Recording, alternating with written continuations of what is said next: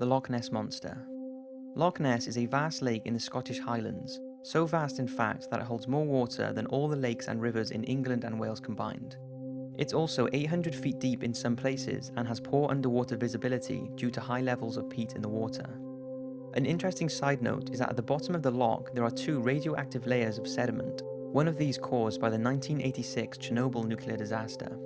Anyway, as you will know, the Loch Ness is most famous for the monster that is thought to live there, and alongside Bigfoot, I would say the Loch Ness Monster is one of the most famous unconfirmed creatures out there. The earliest association with the monster in the loch appeared in a manuscript written in the 7th century by Adamnam, in which he tells of a man who was swimming in the lake and was attacked by a water beast. Over the years there have been several other reports of something living in the darkest depths of the water, but it was in 1933 that the monster really caught the imagination of the public. It was when this photograph was taken by Hugh Gray. Then in 1934, London physician Robert Wilson captured the most famous Nessie picture of all time.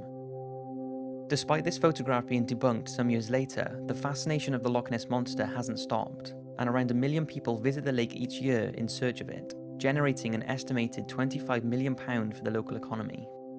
So is there a monster lurking in the loch, or is there another explanation for some of the sightings? Could they be other sea creatures that are being mistaken for Nessie? A lake sturgeon does match reports of the Loch Ness Monster, and some say a giant eel could also be responsible. And despite these usually favouring saltwater, 2 7-foot eels were found washed up on Loch Ness Beach. Another theory is that driftwood bobbing to the surface, or illusions caused by the seismic activity underneath the Loch Ness that releases gas bubbles causing a reaction on the water surface, could be mistaken for the monster, but who knows. There is no doubting an animal of Nessie's characteristics could exist.